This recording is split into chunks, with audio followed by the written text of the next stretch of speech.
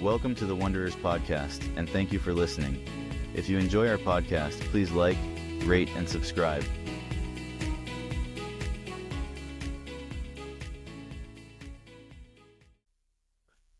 Hey friends, welcome to the podcast. My name is Roy Rhodes here with Kieran Smith. We are continuing reading through the life of Jesus together and invite you to follow along. Last week, we talked about the turning over tables as Jesus has been in the city of Jerusalem. And now we have this short little story of something that is occurring that Jesus is witnessing in the temple courts in Jerusalem. And so I'm going to read from the book of Mark, chapter 12, starting in verse 41. We'll read through 44, and then Karen's going to bring the same text from Luke's perspective. It says, Jesus sat down opposite the place where the offerings were put and watched the crowds putting their money into the temple treasury. Many rich people threw in large amounts. But a poor widow came and put in 2 very small copper coins worth only a few cents. Calling his disciples to him, Jesus said, "Truly I tell you, this poor widow has put more into the treasury than all the others. They all gave out of their wealth, but she, out of her poverty, put in everything, all that she had to live on." Okay, and I will be reading from Luke 21, starting in verse 1. As Jesus looked up, he saw the rich putting their gifts into the temple treasury.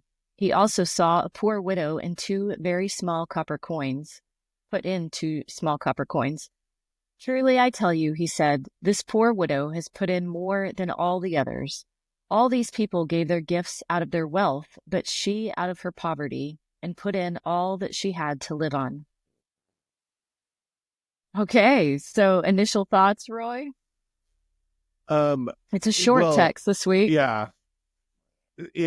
So I like, as I was reading this, I thought of a conversation I had yesterday.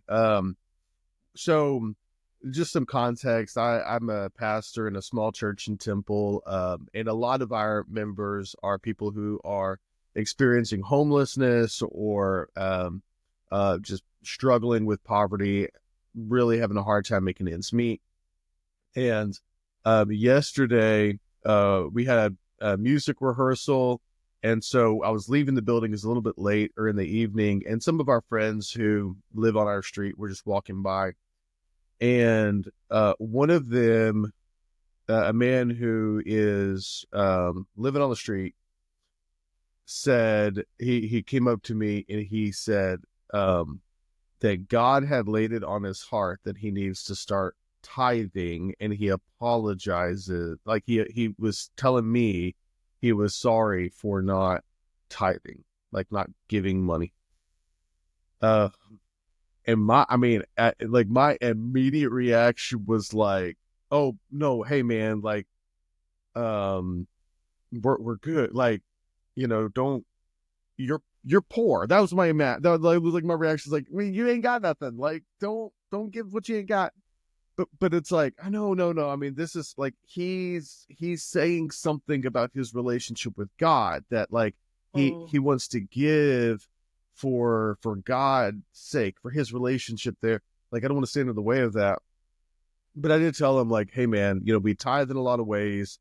And I see you when you're being helpful, and when you're giving some time, you're like wiping down tables and like helping out around here and there. Like, that's part of it. Like, I don't want him to feel like he owes anything, but then again, that's him and God, and so man, that conversation just popped up as I was thinking about this widow who had so little, and yet from that little bit that she had, she was giving.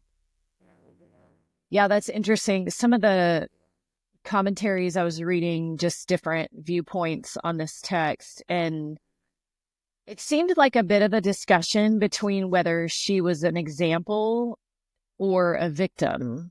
Yes. Like, was she an example to the religious leaders who were giving out of their wealth, or was she a victim of those religious leaders?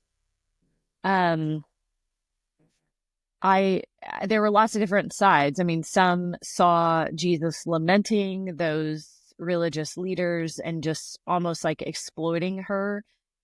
Those specific ones tied it back in Luke, the chapter right before this, in Luke 20. Jesus, it says in verse 45, he was talking to his disciples and he said, "Beware of the teachers of the law. They like to walk around in flowing robes and love to be greeted with respect in the marketplaces.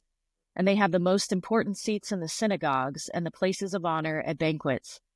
And verse 47 says, "They devour widows' houses and for show make lengthy prayers. These men will be punished most severely." And so I think specifically because that they devour widows' houses, and then that, the next chapter we see this widow, there's some discussion of, is that who he's talking about? And is she there as victim of one whose house has been devoured, so to speak, by these guys? Or, I don't know. What do you think? Do you think she's a victim or an example? Man, I think yes. And like, Yeah.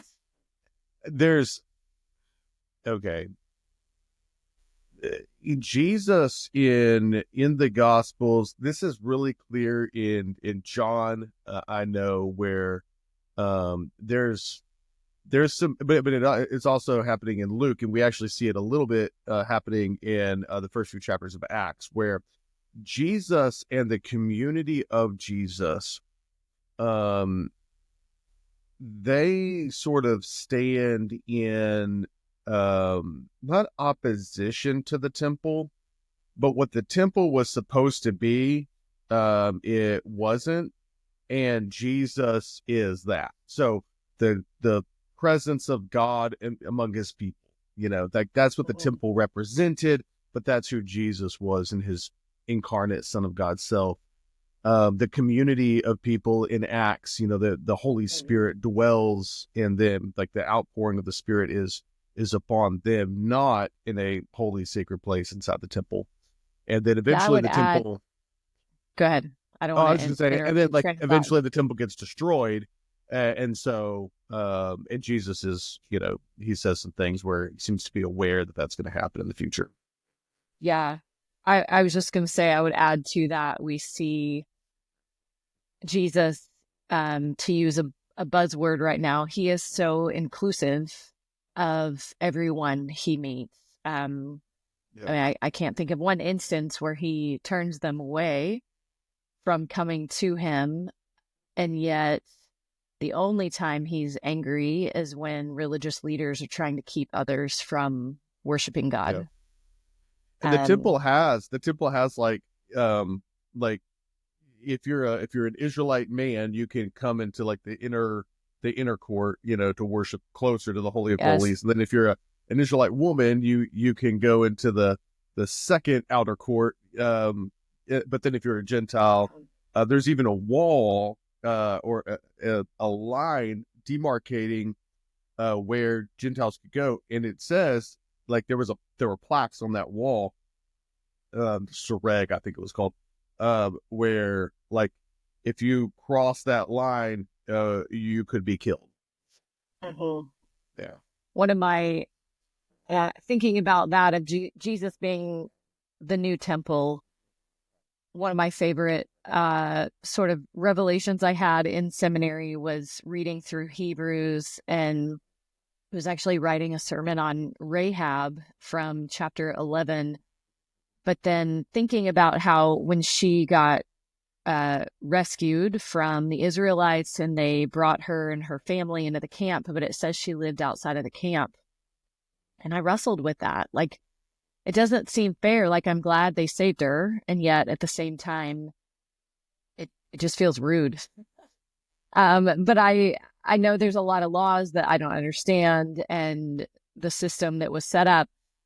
But then, so I was reading about her, found her, she's in Hebrews, and in that sermon, I was actually arguing that she's the pinnacle of the by faith chapter, because it goes through all of these men, Abraham, Isaac, Jacob, Moses. By faith, the Red Sea parted. By faith, the walls fell.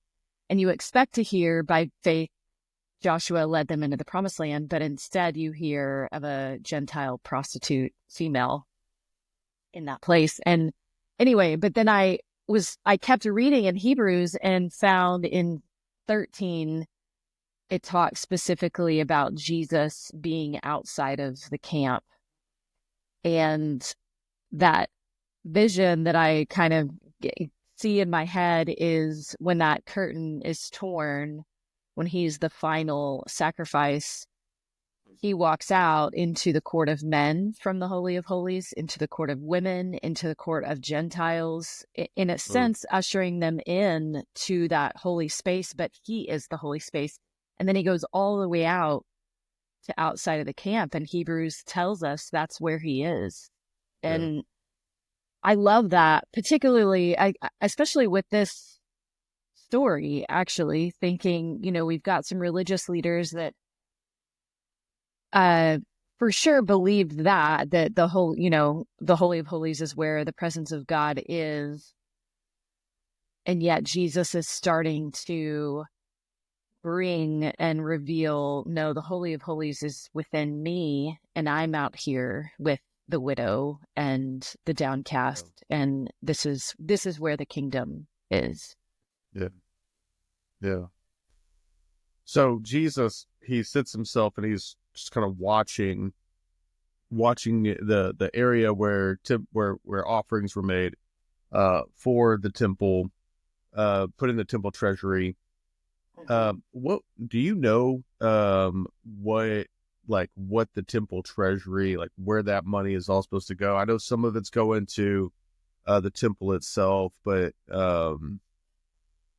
I what don't. do you know about that? I did not write it down, but I remember reading some in this passage just about the lavishness of the temple at that time, and how I think as I was reading that, I don't remember the details, but in my mind, I thought, wow, that's actually a stark picture. If you've got her poor, pretty destitute, standing there giving her money with this background of opulence and gold and almost like a palace, if you will, that a lot of these religious leaders might have been using, and living that lifestyle maybe. But I also don't want to say that they all were. I don't think that's true. And seminaries especially challenged me to not, I think as American Westerners today, we can read stories like this and we're like, oh, all Pharisees or all religious leaders were, terrible people. And I've been challenged a lot to not think that, like, not all Jews are bad, and don't become anti-Semitic in your readings of that. And I think that some of them were faithful leaders, but I think it was mixed in that. That makes it hard to distinguish, I guess, because in the chapter before this, we do see Jesus call them out. They like to walk in their flowing robes and be greeted with respect and have places of honor. But then we see Josephus and Nicodemus and men that I do think were open and had humility to be curious about Jesus and who he was at the same time. Yeah. Simon the Pharisee, potentially. Mm-hmm. Yeah.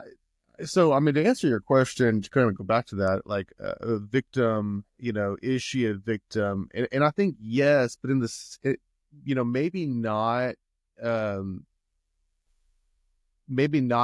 that, like, okay, you have people who are given lots of money and all of that, and they're intentionally or deliberately, taking, things away from this woman. It's that victimhood of neglect of we have capacity, like it's that social responsibility that we have, or that the society has, to take care of those who are very vulnerable. And obviously people are having have wealth and capacity to give to the temple. Now we're in an honor shame society when we're reading in the New Testament. Very often, the recipients of charity will try to return, like, so if the temple or somebody gets, a $50,000 donation, right? They are going to put a plaque somewhere, or they are going to let people know that this person was generous. And in that society, that wasn't considered vain. It wasn't considered like prideful. Jesus is actually kind of, he's undercutting this a bit. Like he's critiquing this, but it wouldn't have been unseemly in that society for that person to be praised. It actually, the word that gets used for that kind of like, somebody gave us something, and so we want to tell people and we want to elevate their reputation in society, it's called glory. Like we glorify them. So when we're talking about like glorifying the Lord, it's using that same language. So somebody makes a donation and they're giving a gift, and then in return their reputation gets boosted in society. Not too dissimilar from a lot of the ways that we like name buildings. Like you go to a university and that science hall has somebody's name on it, or that dormitory has somebody's name on it. It's kind of the same concept. So you got people who are like, they're able to give money. They're giving money to the temple. They're giving money to God. They're giving money to a religious institution.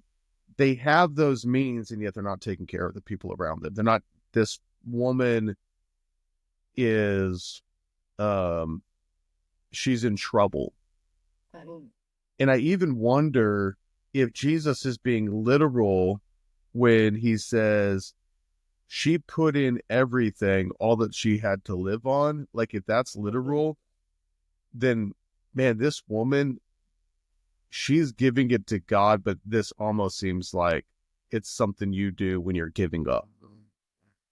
Yeah, I do want to talk about that phrase. That was something I dug into a little bit. So when it said, a lot of translations said, what does yours say? All that she had.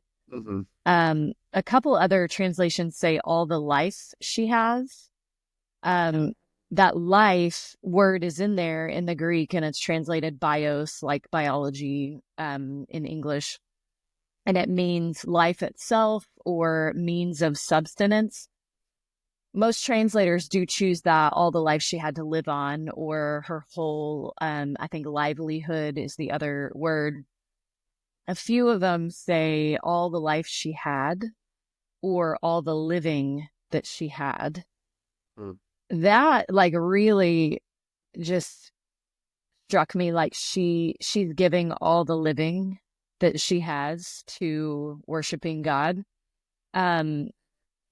Which made me wonder, we wonder a lot on this podcast about especially these biblical characters and what life looked like for them. And being that she's a widow around the temple, I immediately thought of Anna from Luke and Huldah. She's in 2 Kings, and just was she living in the temple? Like Anna was. Did she live there? Was she receiving food from them, but probably didn't own anything, of herself, and maybe gained some money and was like, well, this is all I have, but here you go. Like in a sense, I am relaxed because the Lord is taking care of me here. Or maybe she wasn't. Maybe she was totally living, on her own as a widow, which would have been a really difficult situation. I mean, either way, it's difficult. So that kind of led me to remind myself of what did it look like to be a widow then in that time? I think socially they were very powerless, very honorless in that honor-shame society. Mm-hmm. But the Jewish law did have a lot of protections against widows, like they laws for them that were good for them to be protected, but also contrasting with a society at large that said they would have to have, if they ever went to court or something, they would have to have an advocate speak for them. A woman couldn't, give testimony in a court. And so if she were to have a situation like that, she would have to find a male to represent her in court, which goes back to, it makes me think so many questions just for her was sometimes widows could have been divorced. It could have died, but then could she get her dowry back? All these things like that, anything like that, she would have to have a male speak for her legally. That also made me think, just tying it in later when Paul talks about the qualifications for widows in 1 Timothy,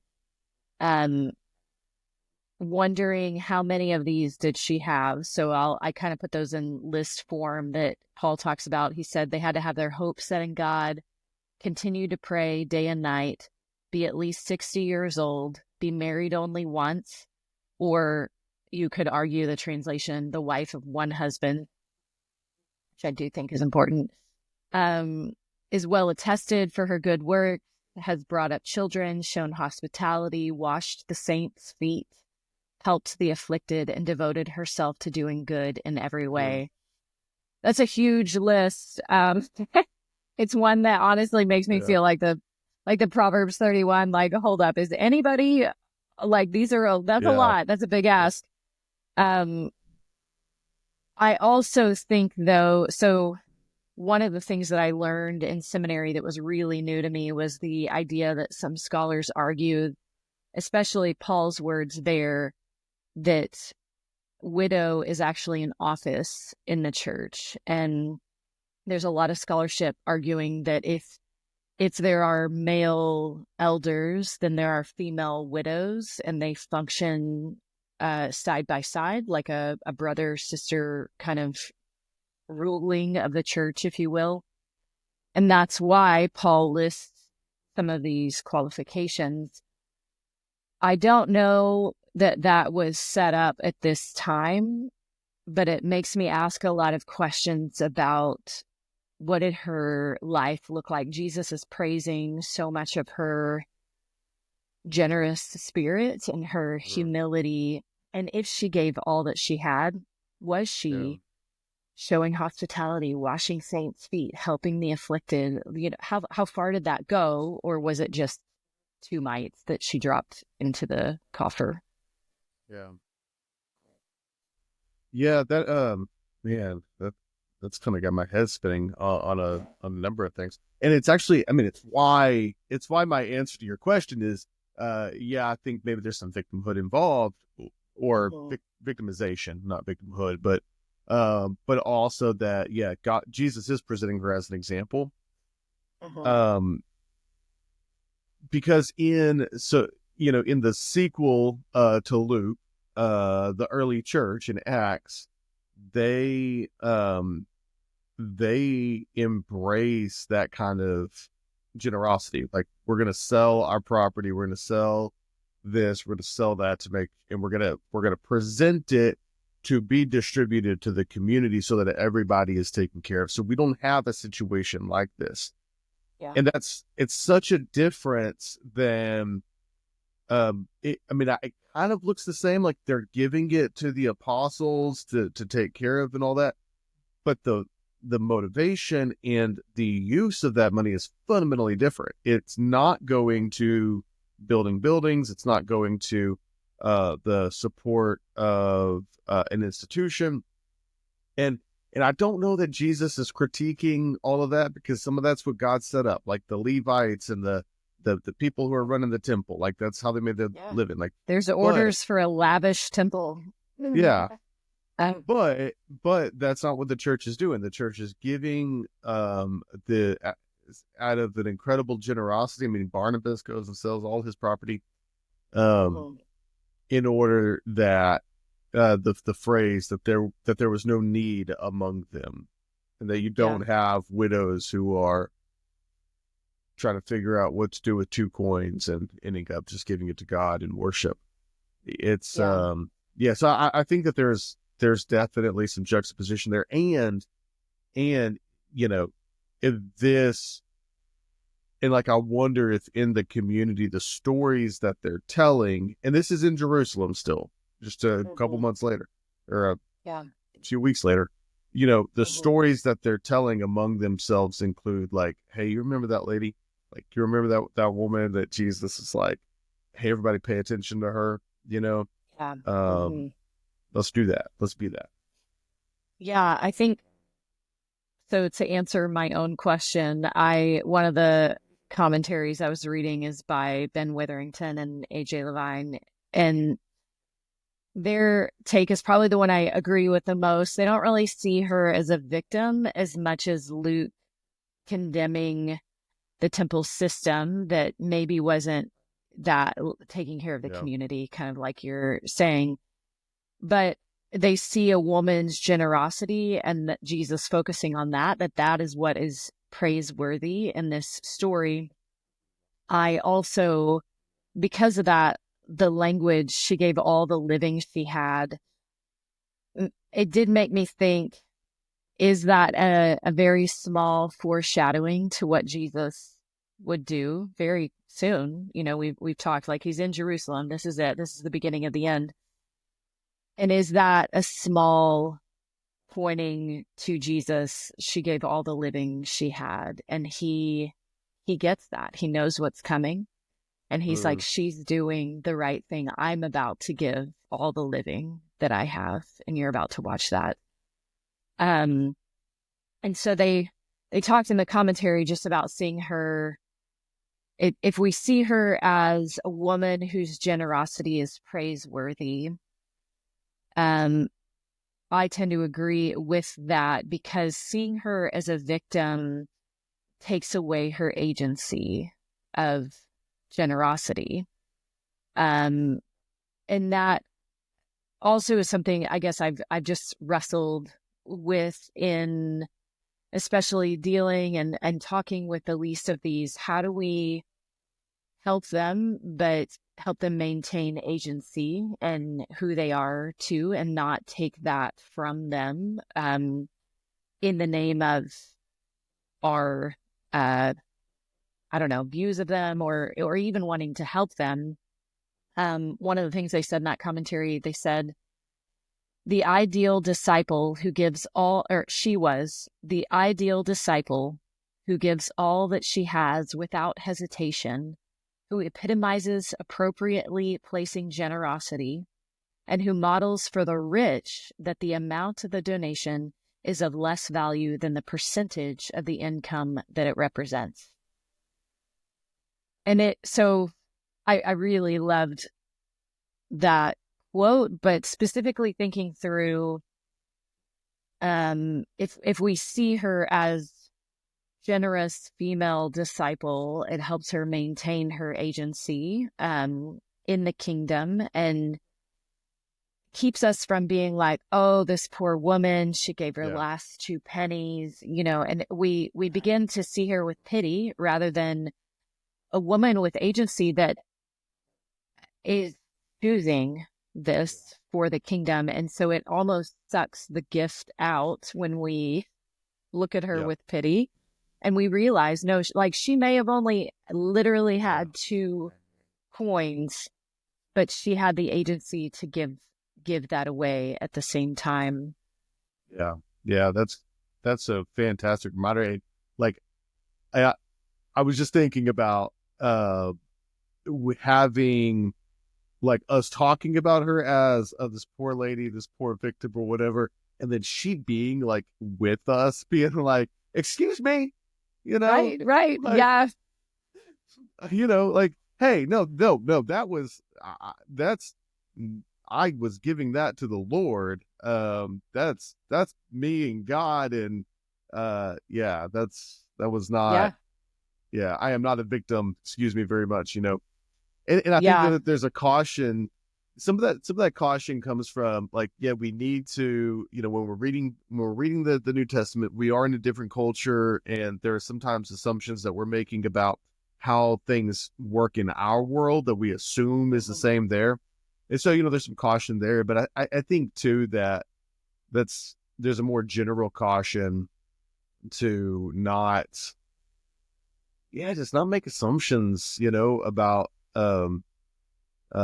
people, and especially assumptions that paint that person as a victim, no agency, no power, poor them, an object of our pity, because it really kind of sucks the humanity out of them. Yeah, I agree. So one of the things, if you're a regular listener, we're trying to ask, how does this help us love our neighbor better? And how does it help us to love God better in this passage? And so we usually start with neighbor. And on that note, as I was wrestling with that question and just looking at this, I wasn't prepared to do this, but I don't mind. I'll share with some of our listeners a little bit of my life story. So as a young teenager, I lost my dad at 12. And so there were 4 years that I lived with my mom as she was a widow. And I watched the church really become this community. To this day, I've never seen anything like it, to be honest. The tight community that stepped up, and men, would come to our house and fix the fan that was broke and help change the oil in the car and things like that. Well, so 4 years of that. And then my mom unexpectedly passed away. And there was a month or two that at 16, my brother was gone to college and had to go back for class. And so there was about 2 months that I lived at my house and had to sell a house and file life insurance and sell a car and have an estate sale, and completely, as you can imagine, overwhelmed as a 16-year-old. But the church was this Acts community. A realtor came over and said, "Hey, I do this for a living. Let me help you sell your house." And a guy that sold cars, "Let me help you sell your mom's car." And I do life insurance for a living. Let me help you figure out all the paperwork. And when I look back, I'm like, I don't know how I did all of that, truly, but the reality is I didn't do any of it. The church absolutely stepped up of who Jesus in this story is calling them to be. And they did that for me. But I also think in this story about not taking away this woman's agency, and thinking back, especially in that time in my life, that I didn't want people to say, look at what she's giving God, or what she's even worshiping God, like, oh, we feel so sorry for her, and like she's giving all that she can. I wanted them to look at me and say, like, she might not have anything, but she's giving all the living that she has to him. And there's a different agency, because it allows it to be my choice in that moment of, this is the last and only gift I can give him, is to give him all the living that I have, and don't take that from me in that moment. And so when I was thinking about just all of this and how this relates, it really has challenged me this week. I'm not in that position anymore in life. And how can I love others well in a way that helps them maintain their agency of what they are able to give back to the kingdom, and not take that from them out of pity for them. I don't know if I can think of anything that's like, a better answer. Thank you, Karen, for sharing that. There's an example, there's a positive and a negative example in here. And that positive example is this woman taking what she has and using it in service of the Lord out of her love for the Lord.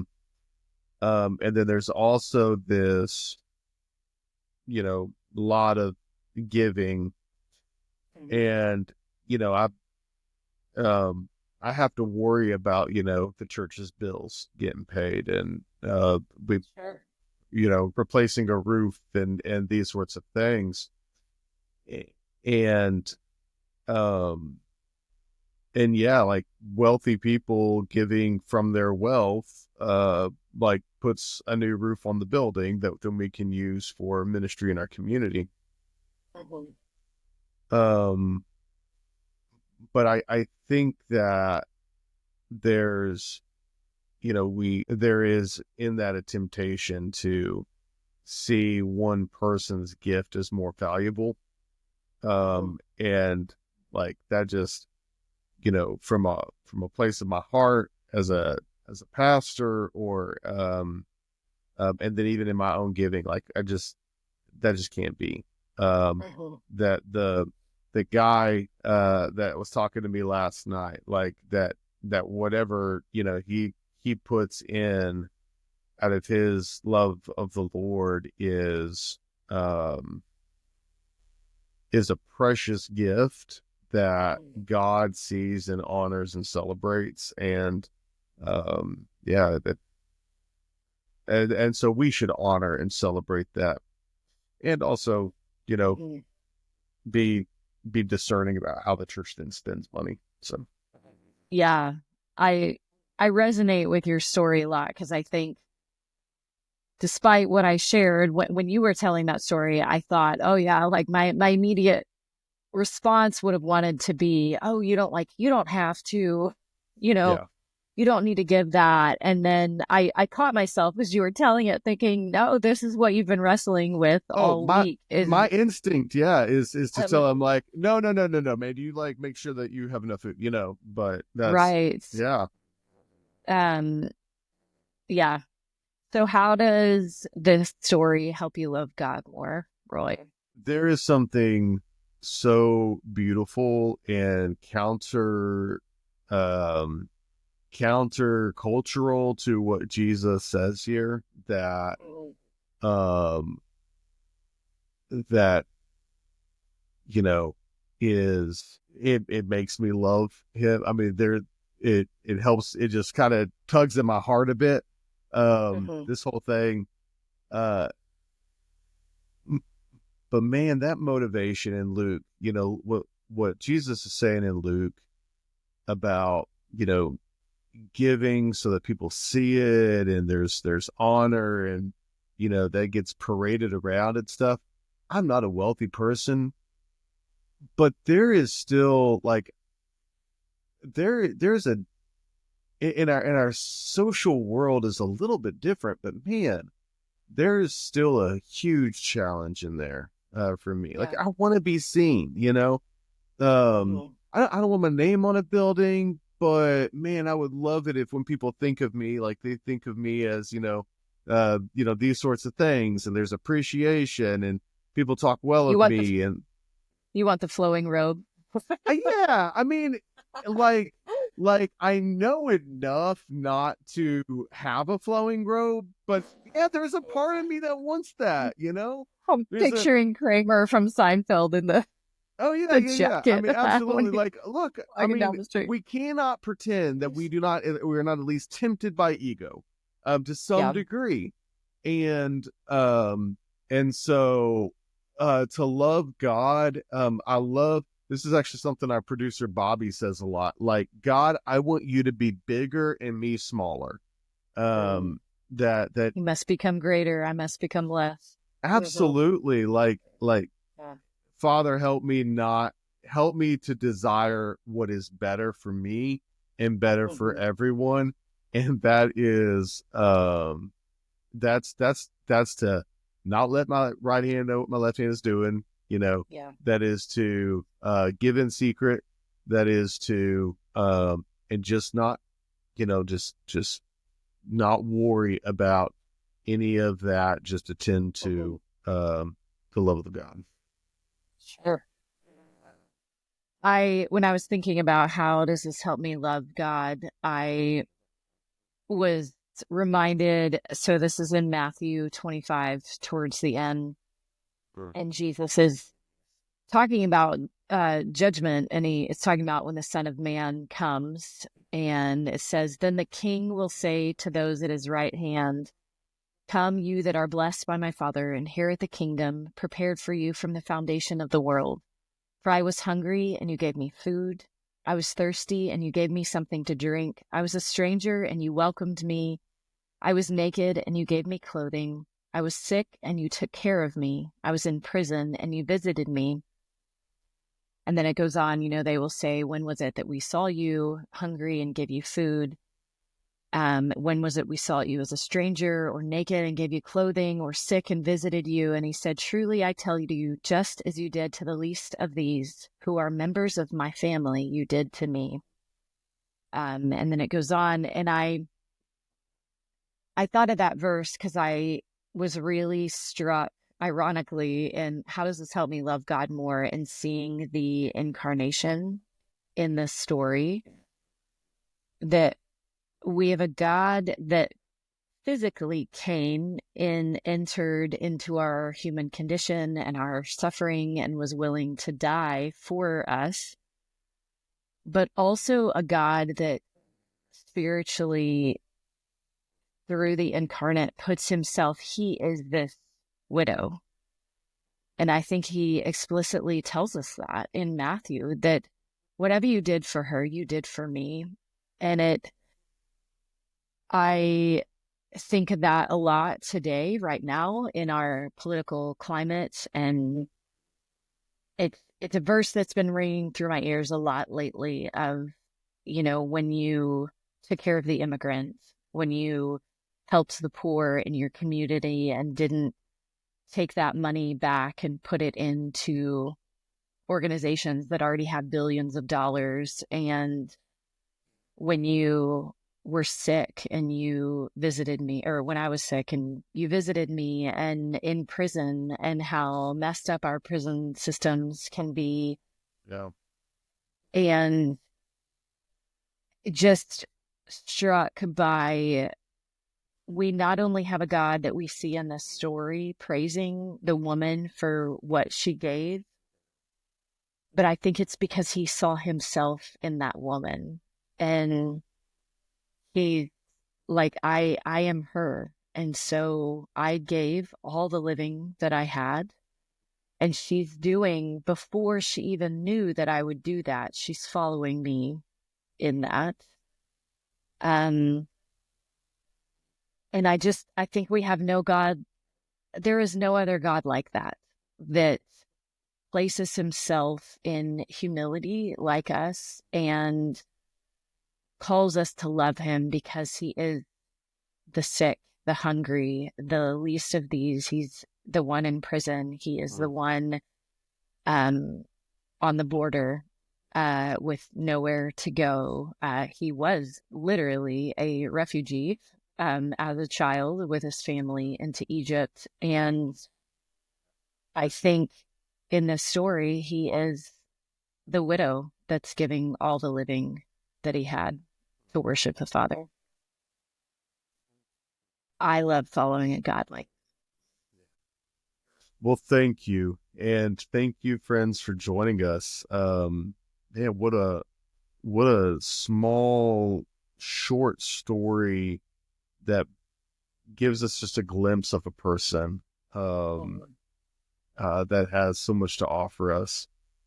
Yeah, so thank you for joining us, and we'll continue next week as we get closer and closer to the crucifixion and the resurrection, and not the end of Jesus' story, but the end of his life here on earth. So join us.